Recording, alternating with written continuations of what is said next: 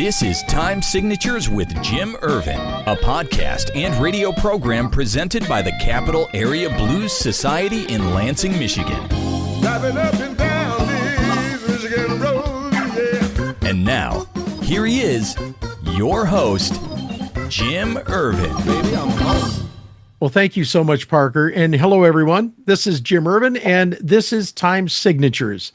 I am your host, and it's an honor to welcome today's guest. His songs have been covered by an impressive who's who of artists over the last 40 years.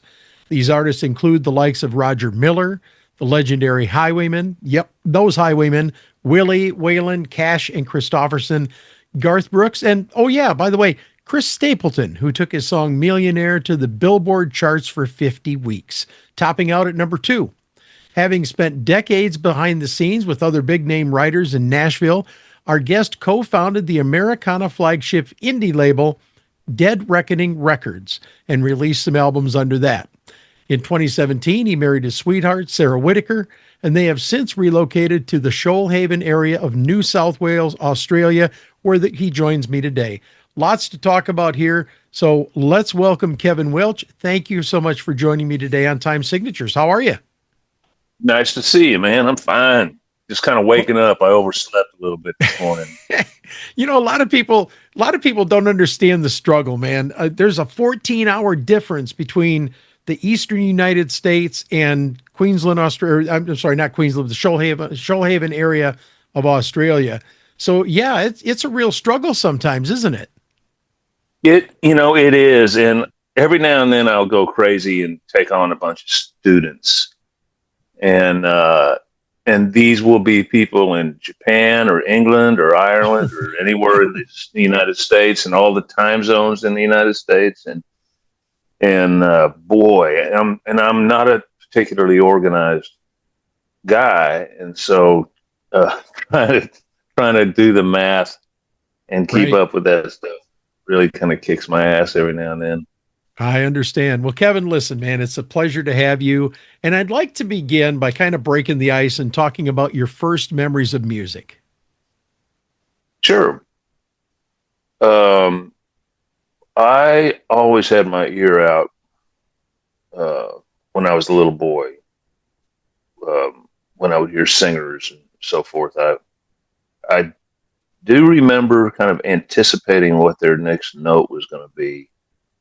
And also, I think that I had a natural ear for harmony when I was little, before I learned enough to become scared of it. It took me a long time to come back around to that natural kind of relaxed feeling of knowing where the other note was going to be. That took a long time. But when I was about 7, my mom came home with an Elvis Presley record. It was Elvis's Golden Greats. So it had, so this would be 1962. So it was his greatest hits up until that time. Okay. And I was absolutely gobsmacked. And I decided right then and there that I was going to be a musician, but I just didn't really tell anybody. I did ask for guitar lessons right away, but I was too little in the town that we were living in at the time. So we were a traveling family. The town that we were living in at the time, they said, look, give them this little accordion. They gave me this little 12 button accordion, and let's have him play it for 10 weeks just to kind of get an idea of what's going on. Mm-hmm. And if he's still hanging in there, then we'll switch him over to guitar. So by the time 10 weeks was up, we had already moved to Oklahoma. And I insisted that I finish my 10 weeks once we got to Oklahoma. So oh, wow. My mom and dad found another guy, an accordion teacher. Ray Norman was the fellow's name. And I began, I was just, I guess I was very methodical or something. And I just figured I had to finish my 10 weeks. Right. So when the 10 weeks came around, Ray asked me if I wanted to quit. And I said, no, let's stick with it. And so I played the accordion until I was 10 years old. Really liked it and practiced a lot and played all kinds of different stuff on it. Played competitively accordion competitions. And my dad, God love him, I mean, I remember him driving me all the way to, I don't remember if it was Denver or Colorado Springs, but I do remember it was a 12-hour drive from where we were.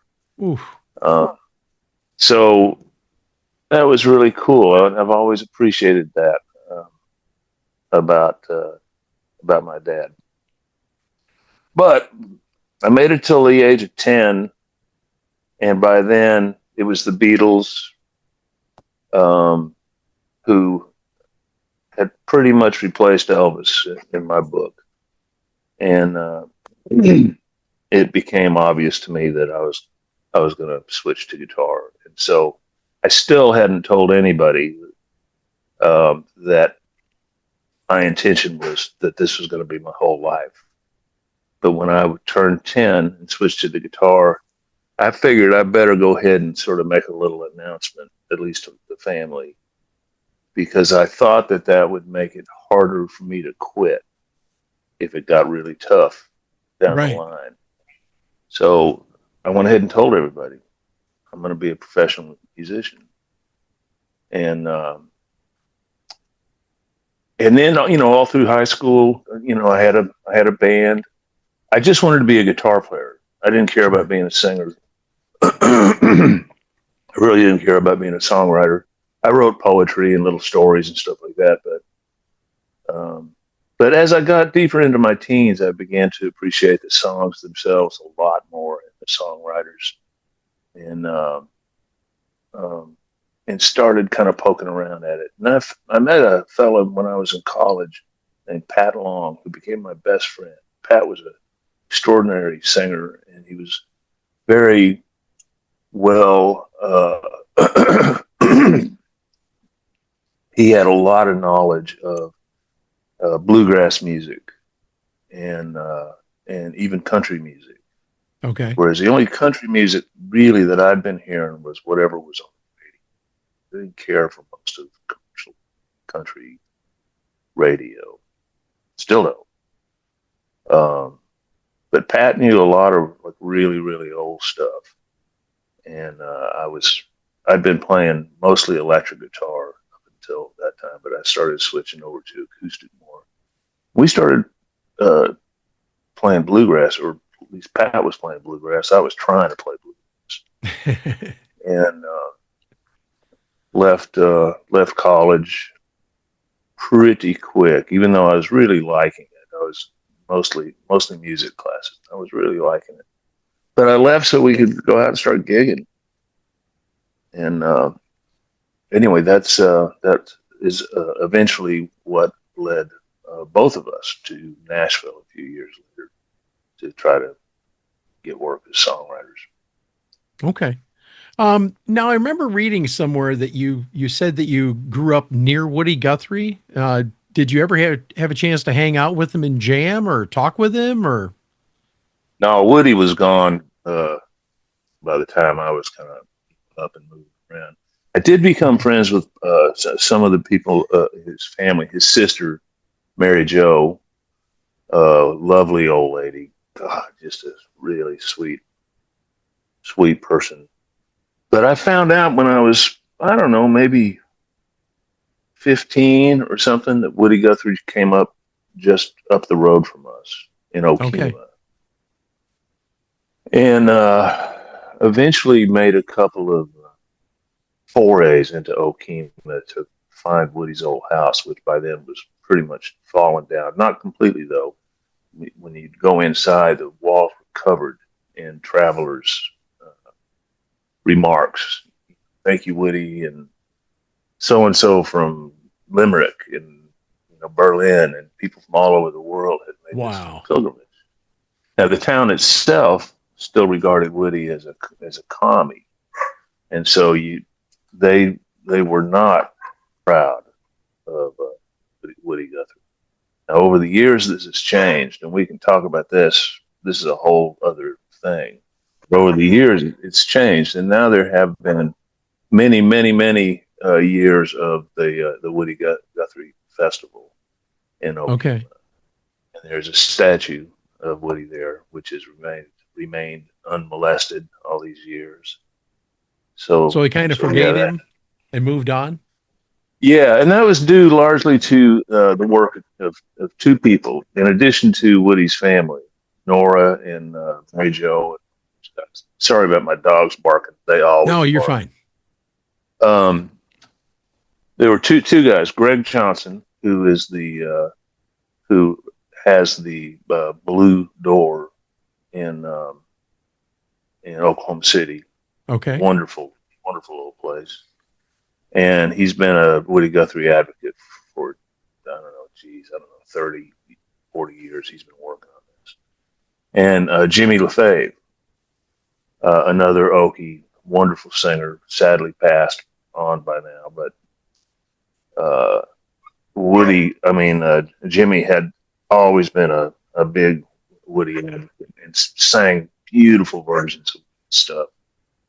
And they would have Woody Guthrie celebrations once a year at the Blue Door. And I think those guys just kind of helped turn things around. I don't know if they get the credit they deserve. I hope that they do. But I met Mary Jo. I was gotten on a Southwest flight. And I'm generally pretty chatty person, you know. I don't mind sitting down next to somebody on a plane and having a little conversation. But on this day, I was really tired or something, and I was grumpy, and I was not in the mood. And the only seat I could find was next to this little old lady. I sat down next to her, and she immediately started talking to me, asking me all kinds of questions. And I just wasn't in the mood, but I love old ladies. And so, you know, I was trying, and she just had this real bird brightness about her. And finally she asked me where I was originally from. And I said, well, I originally come from Oklahoma. And she said, me too. And I said, okay. And she said, she looks up at me and she goes, I'm Woody Guthrie's sister. And I about fell into the aisle. I couldn't believe it. Wow. Well, of course, we became fast friends after that. She was fascinating and funny, and I just really loved her a lot. But anyway, that's the thing about Woody. I have been thinking lately a lot about the fact that I learned about Woody and Jack Kerouac in the same summer, and it was pretty powerful. And I think I also read Herman Hesse's Siddhartha and learned about Buddha. So between those three, that was a tough summer, man. Yeah. Well, I want to go back to your move to Nashville in 1978, I believe it was. You guys got up there and started working with Tree Publishing at the time? Yeah. That's right. And how were you accepted into that fold, and how did that come together for you? I still don't know why they invited me in. I was really not very good. But they made us feel welcome. You know, they didn't really give us any money or anything, but we could go in and hang out with you know, these just great, legendary songwriters. They had people, Curly Putman, Bobby Braddock, Hank Cochran, Dean Dillon, Wow, Harlan Howard. It just kind of goes on and on. Whitey Schaefer was there for a while. So it was, and I didn't really understand. And the goal, the mission there was to write something that somebody could record and have a hit record on country radio. And I was still sort of uh, I was still under that. I still didn't understand or care for commercial country radio. I overlooked a lot of good stuff, in fact. Um, so I really wasn't the greatest candidate for this job, but I was kind of desperate for it. I didn't want to travel anymore. I'd been hard on the road since I was just a young guy, and we were trying to settle down. Uh, and so I just kept, trying and trying and trying. Eventually, the first person to ever record something was Roger Miller, and Okay. it was this song that I had written. It was the first thing that I had tried to write just for myself. I wasn't saying, God, what do they want? What do they want? What do they want me to write? What kind of, how do you write one of those kinds of songs? And then just one day, just out of sheer, I think, kind of despair and boredom, I just wrote a song that I liked without really thinking I was going to show it to him. I wrote this little song. Finally, back in those days, they'd give you $100 a song. It just is a little advance if they kind of liked it. So after a few days, man, we needed that $100, and I only had that song, so I took it down and showed it to them, and they said, "Fine, here's your $100." And then just a few days later, Roger Miller recorded. Well, Roger was not only my hero, but he was everybody's hero. So all of a sudden, all the old guys looked at me a little bit differently down at the publishing company. Now, I wish I could say that I stuck with that and never wrote another shitty song, but I can't say that, because if you're trying to write every day, a lot of days it's just going to be a song.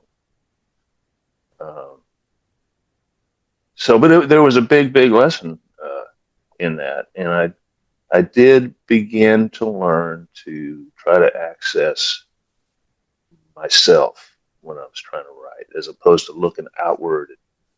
Uh, Try to find something out here to say, something that sounded like a lyric. I began slowly to learn to look to myself, and I think that has helped. And anyway, they let me hang around that place for 17 years. Wow. And I think it's just because I was a little bit of a weirdo, and they kind of needed they needed somebody who was a little weird, I guess. Somebody to keep it interesting, eh? And there was some fantastic stuff that came out of that place over those years. He Stopped Loving Her Today came out of that period. Just a ton of stuff. I look back on those days very, very fondly. And in fact, I've been writing about it lately because I'm finishing up a book that I'm writing about writing lyrics. Oh, nice. And I think it's called The Long Craft. And so I can't write about what I've learned about lyric writing without talking about those days at Tree. So I've been very much reminiscing here lately. Very cool. Now, as you developed your chops as a writer and built your career in Nashville, talk about some of the country artists that you personally had record your songs, other than Roger, which was a happy accident, as you might expect, correct? Mm-hmm. Yeah. Well, speaking of a happy accident, a few years later, I had a call from Waylon Jennings, who by then I was pretty well acquainted with. And Waylon had cut some stuff of mine, I guess. Anyway, he called me up one day and he said, "Hoss, you're not going to believe what we did." And I said, "What?" He was kind of laughing. And he said, "Well, we just cut one of your songs because we thought it was one of Roger's songs. Roger just died." And so they were feeling very sentimental because Roger had just died. And they were making maybe the second record, Highwaymen, maybe, I don't know. And they said, "What's that song that Roger played us that night?" sitting around the Spence Manor. They sent somebody out to find the record, and they just learned it and cut it, and never even looked to see, whose name was under the song. And somebody came walking in, and they said, "Oh, you cut that Kevin Welch song." They went, "What?" So that was really funny. They did a really nice version of it. Yeah, I don't know. Over the years, I'd have to kind of look it up to remember. But, most of the country artists at the time eventually got around to cutting something. Bobby Bear cut a couple things. I love Bear very much.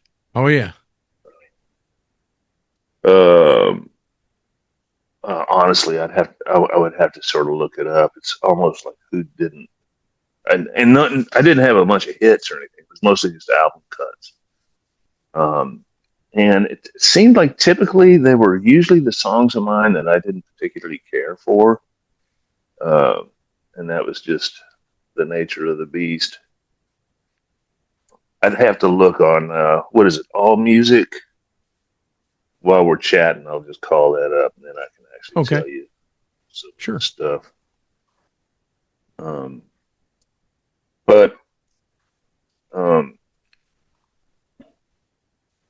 Let's see. All Music is a cool thing. Are you familiar with that? I am not. I guess I should be. Yes, particularly you. You would be quite interested in what you can do with All Music. It's got everybody.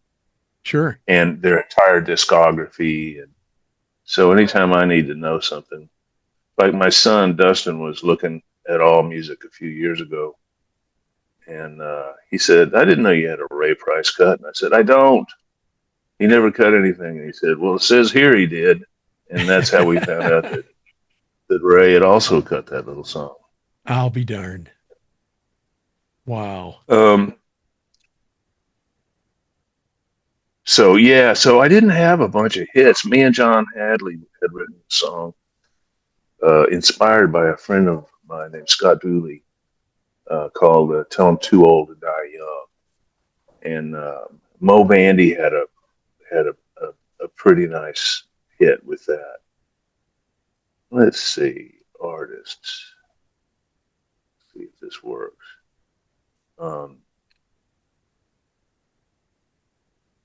So anyway, eventually it became time to, I never wanted to be making records. It didn't make any sense to me because I really didn't feel like I fit in with, that whole crowd. Yeah. But then, Steve Earle came along and cuts Guitar Town. That's yours? No, that's Steve's. But okay, I guess the point is that really changed everything for a minute in Nashville.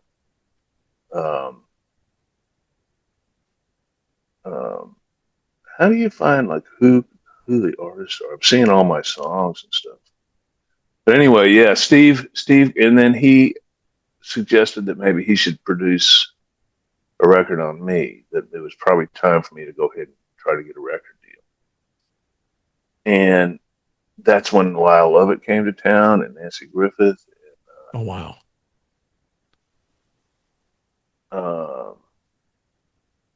The O'Kanes started making these killer records. I'm leaving people out, obviously.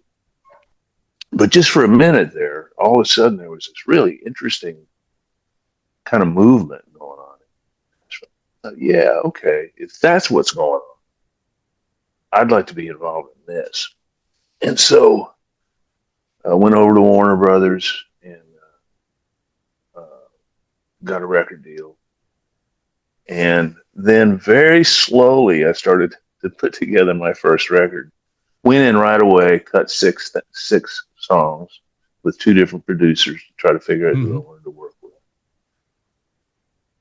but I didn't like any of it. And this process took, it took a while, probably took 6 months or something. Sure. I didn't like any of it. It was all great players, session guys. But the point wasn't to just have like really skilled people. It was to make some interesting music. And to me, it just sounded like, they just kind of sounded like really good demos to me. And so I went to Warner's and I said, I want to just throw all this away. I want to put a band together and I want to play live with the band for maybe a year until it turns into something. And they were very cool at Warner Brothers. That was a great bunch of people. And they said, okay. So I guess it was probably once a week at the Bluebird, we would play, and we did this for about a year and spent time in the rehearsal rooms and stuff. And sure enough, in time, it began turning into a really cool band due to the people that were in the band. Mike Henderson, Harry Stinson, Okay. Glenn Worf, a guy named Biff Watson, who's a great A-Team session player. And then we went in and we made the first record with Paul Worley and Ed C. producing. That record kind of did okay. It was super brittle. It was early digital years. And I could not convince these guys to cut with 2-inch.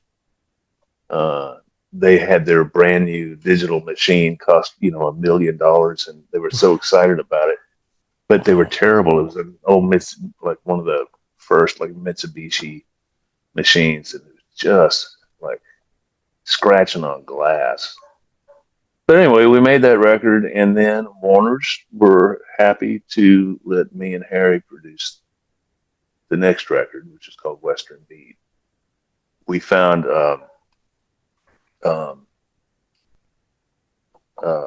a great engineer, Peter Coleman, an Englishman who lived there at Nashville, who had made tons of really interesting kind of pop records and so forth.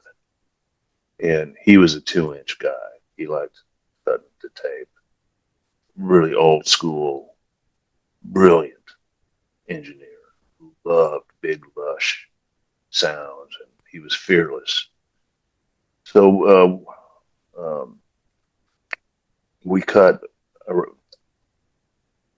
went in for like a demo session because I wanted to see what it would sound like. I didn't want to say it was a master session. We went in and we cut a song of mine called The Early Summer Rain. And back in those days, engineers were generally sort of fearful, like they wouldn't, the idea of recording your vocal live while you played the guitar was, impossible. They didn't think that was possible to do. Peter was just like, oh yeah, go ahead. So that changed everything for me. And he had wonderful headphone mixes. So you really felt like you were in a big spacious, you were in the record when you were listening to Peter's headphone mix. Changed an awful lot.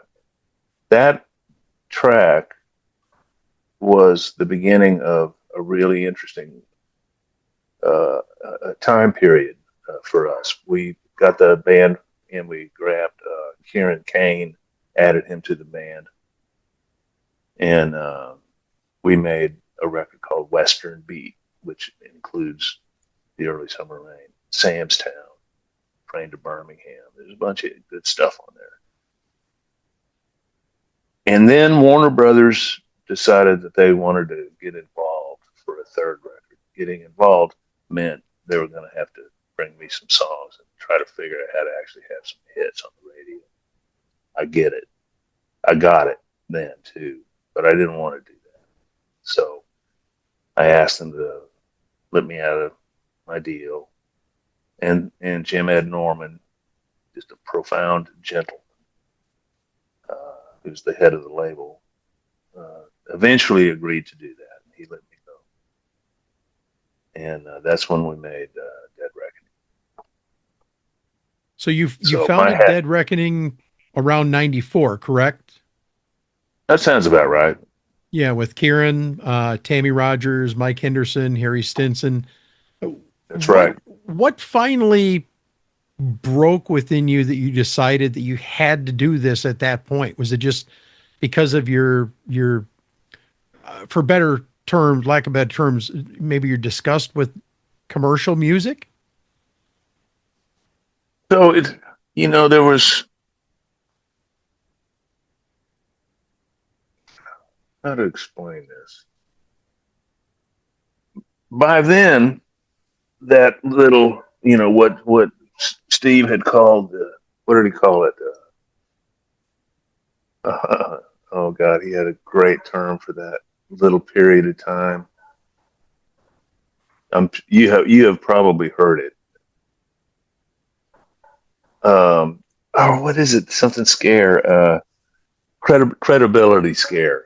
By then, the credibility scare was over, and they had the radio guys and the radio promoters had figured out how to wrestle control back,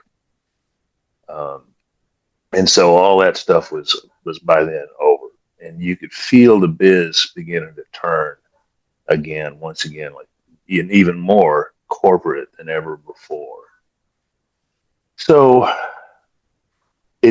what was coming down the track didn't look good to me, nor did it look good to Kieran. All of the people on the Dead Reckoning label were signed somewhere else. I mean, Kieran had been at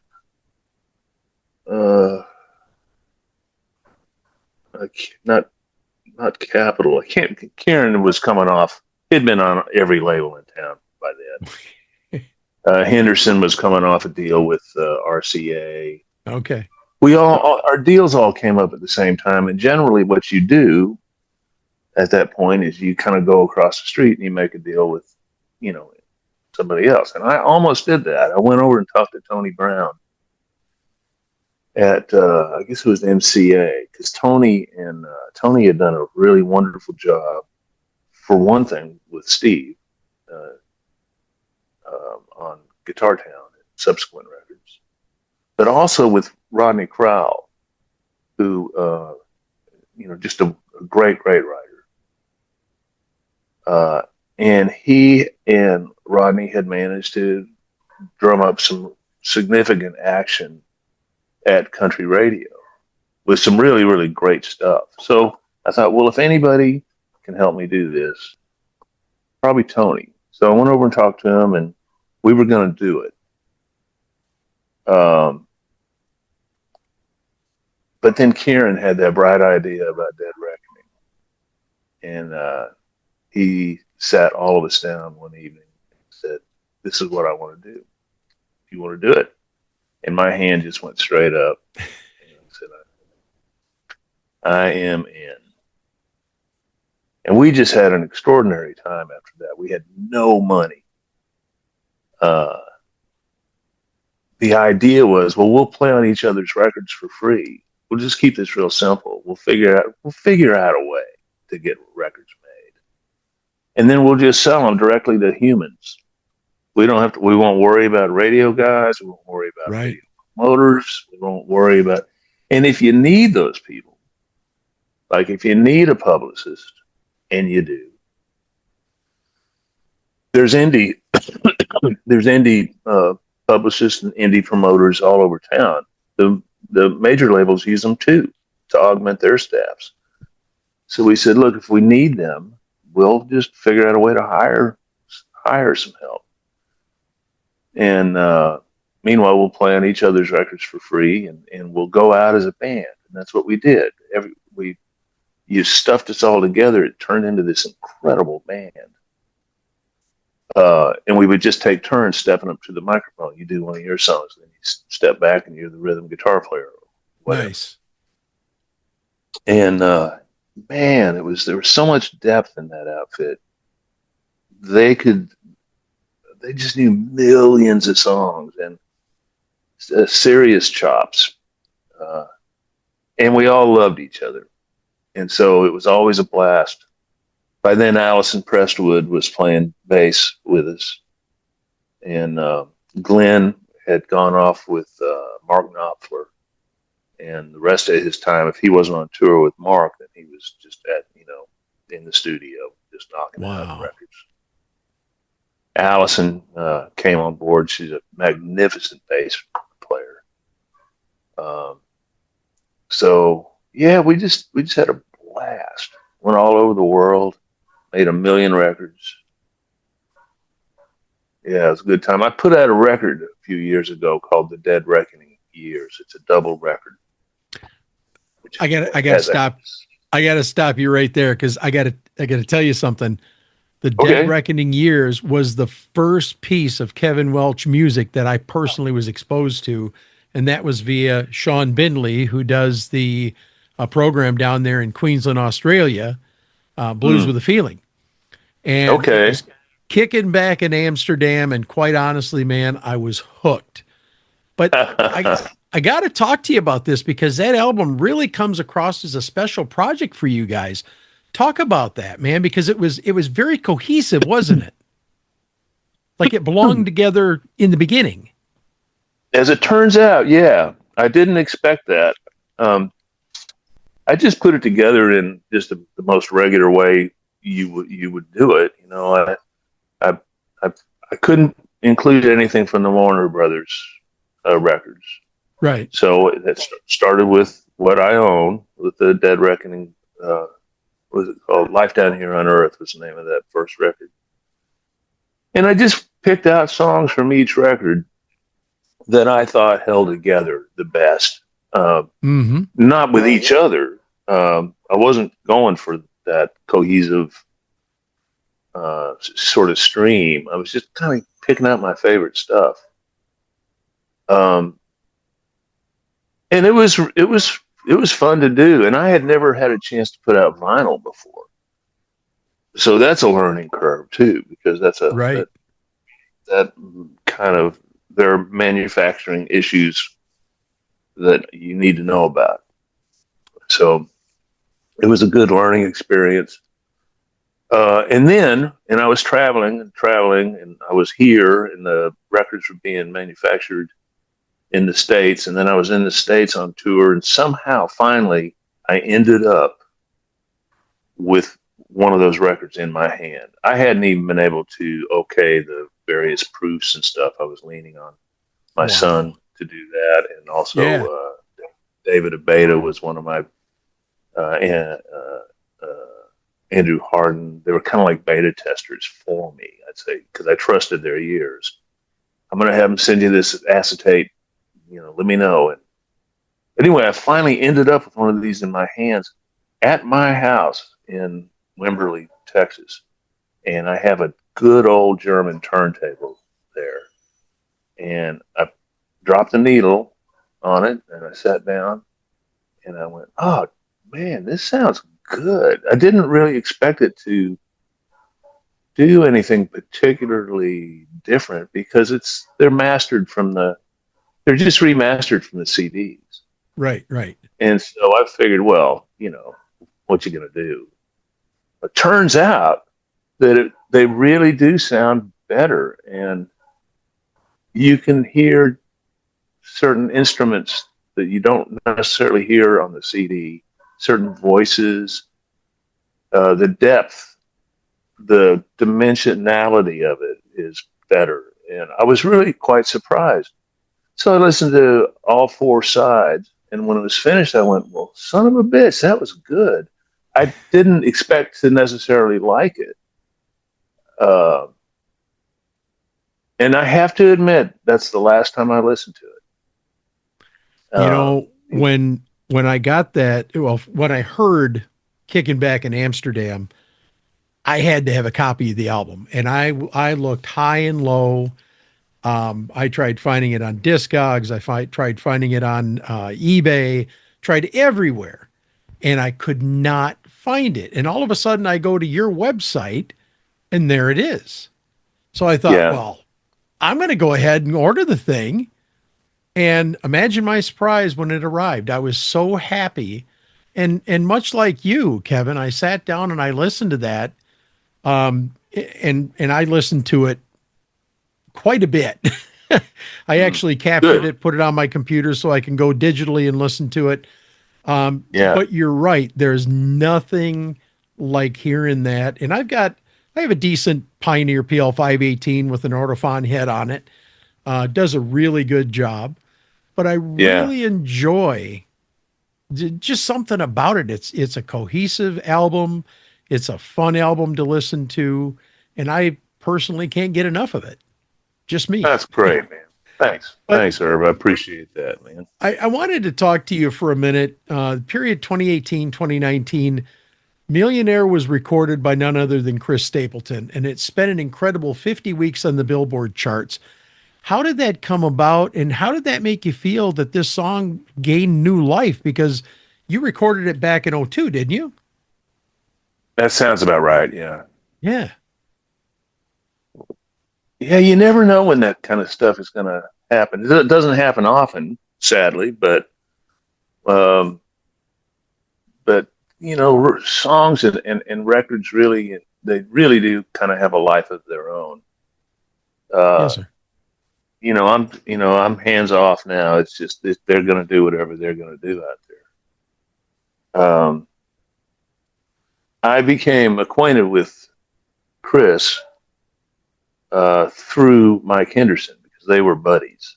Okay. And back in those years, one of Chris's sort of side hustles was to sing demos for people. He was a really, really highly sought after singer in town, of course. Chris Stapleton. And so at the time, I was writing a lot of songs with Henderson, and he was getting Stapleton to sing some of them, and that's how I learned about Chris. We wrote one song together, which he calls Heaven Now. No, he calls Heaven Sent, and I call it Heaven Now. And it's on Okay. my version of it is on one of the Kane Welch Kaplan records. Chris's version of it is on a Steel Drivers recording because Chris and Mike and Tammy and Richard Bailey and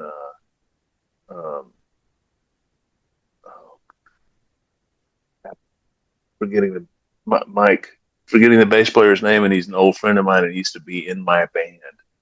Mike Fleming. Okay. Sorry, Fleming. Sorry, buddy. Anyway, they made a band called Steel Drivers, which immediately started. Well, they were nominated for a Grammy, I believe, on their first release. They did really good. Chris eventually decided to step out of the Steel Drivers, and then so did Henderson. Steel Drivers are still going strong these days. They have a particular kind of hard driving bluegrass that they do. But anyway, Chris he said he was just sitting in his kitchen one day with his guitar, and he was just fooling around, and he started singing Millionaire, which I guess he had heard from my record. It was recorded also by Chris Ledoux back in Chris cut it pretty soon after I released it.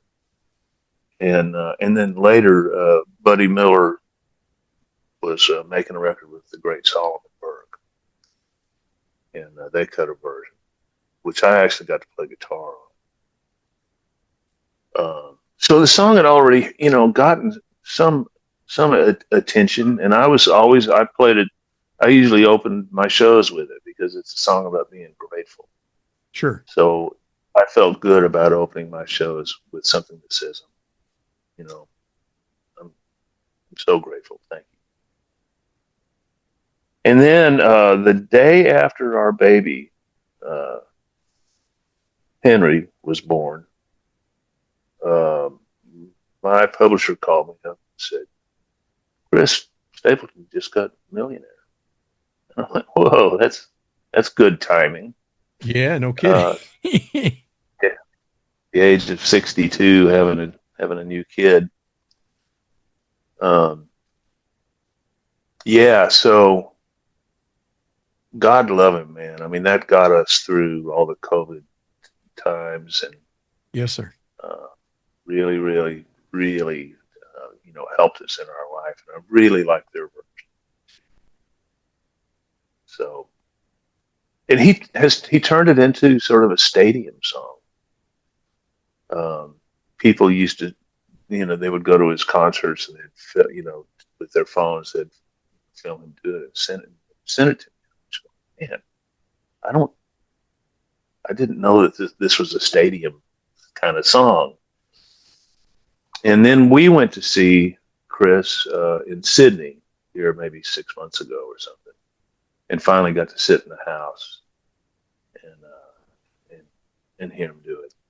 And everybody, there was 20,000 people there, and they all sang along with it. That was the part that got me. I'm just going to say, how does that feel, man, when you got a song? I mean, you hear musicians talk about it all the time. Garth Brooks talks about it. I've heard Chris talk about it. But as the writer, how does that feel, sitting in that stadium, hearing 20,000 people singing your song? Yeah, that's a big thing. I mean, I was shocked. I wasn't anticipating that at all. I hadn't even considered that it might be like that. And it's kind of, my jaw just dropped. And that's another example of, it's not just my song anymore. Now it's their song. Right. So, and that's fine by me. Well, Kevin, aside from the book, because you talked about a book project you're working on, what are you doing these days? Are you still performing in Australia? Anything upcoming that we should know about? Oh, not necessarily. At some point, I imagine. I don't feel like I'm in a big hurry to go make another record, but I am back playing sometimes 2, 3, 4 shows a month, generally either in New South Wales or Victoria. That's where Melbourne is. That's kind of the music capital of Australia. Melbourne is like kind of San Francisco, and Sydney's kind of LA. Okay. And I've been playing with this brilliant guy named Heath Cullen. I would really recommend him to you and to your listeners. He's really he's a special writer and performer.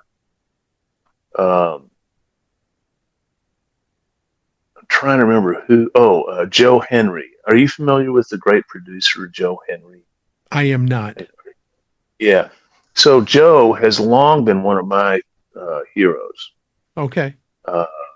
He and his engineer, who I can't say the guy's name, but they make a noise that I really like. They've made some great records for the years. So the last record that Heath made, he went over and recorded with Joe. And so this will be kind of that T-Bone Burnett crowd. Okay. Some of those players are also involved with what Joe's doing. I think the record before that was with Elvis Costello's band. Okay. He has frequently recorded with Jim Keltner, who is one of the most extraordinary drummers this planet has ever produced. So we've been doing this 2-man thing where we just sit down and we kind of don't really know what we're doing, but we just begin playing together. And I just really like it a lot. It gives me a chance to play the guitar a little bit, and he's a great guitar player. So it's electric and acoustic. So far, it's just a 2-man. And so I've really been enjoying that a lot.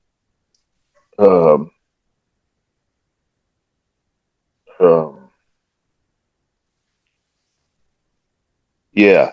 So we've got some more of that stuff coming up, and we've talked about going in the studio and just seeing what happens.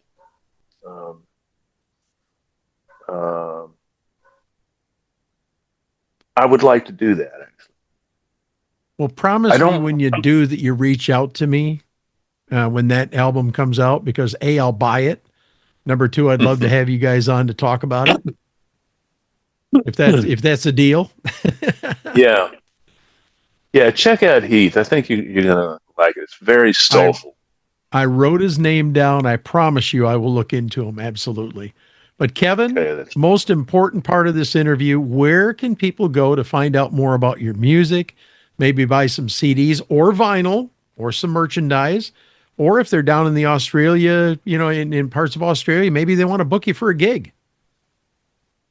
So yeah, I'm really easy to track down on, Facebook or Instagram or what have you. KevinWelch.com. Merchandise is still being handled in the United States by my friend Colette. Takes care of our merchandise and God love her for getting that album to me, man. See, yeah, she'll get it done. And I think that one was signed too, if I'm not mistaken.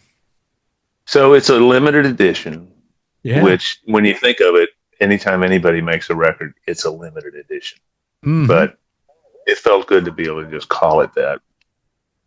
And so each record is signed and numbered, and inside the record sleeve, I don't know if you saw this or not, but there's a little, what do you call it? Download card.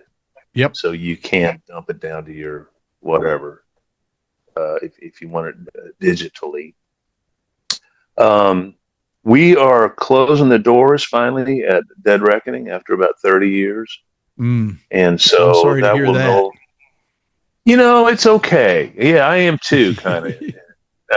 But it's okay. Everybody's getting their records back, and right. So that won't be a good resource for me. But I think probably everything will be at the website, kevinwelch.com. Sure. Collect. And there's a book also that goes with that record that you're talking about. Mm-hmm. And it's just simply, it's a little 100-page paperback with stories and all the lyrics and photos and all that stuff. And I think that Colette has those as well. And I love that little book. I think that's how I'm going to make records from now on, is I'm just going to put it in a book with a little code. And so you might want to check that out. Is that a digital download book or is that a hard copy? Either, whichever someone prefers. It's an Amazon. I need to look into getting a copy of that. I will do that, definitely. But Kevin, I think you might enjoy it. So yeah, check it out. Oh, no doubt. No doubt. What an honor. I appreciate you taking time for me today, and such an honor to have you on the program. And I love talking about your music, and I wish you much continued success. I mean, I'm looking forward to whatever comes down the way. Just keep me in touch, would you please? All right, partner. Nice talking to you. And you as well. And as we come to a close on this edition of Time Signatures, I want to tell you about the Capital Area Blues Society, based right here in Lansing, Michigan.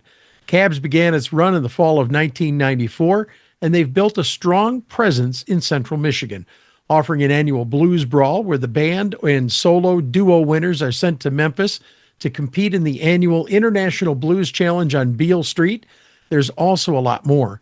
We hold an annual Breaking Bread with the Blues, offering a day of blues music and a chance to raise funds and food donations for the Greater Lansing Food Bank. Oh, and by the way, CABS also presents this program, for which I am eternally grateful. As with all nonprofits, the Capital Area Blues Society is always looking for donations, so please consider a tax-deductible donation to CABS today. Visit capitalareablues.org and make your donation in any amount. And as always, thank you so much for your consideration.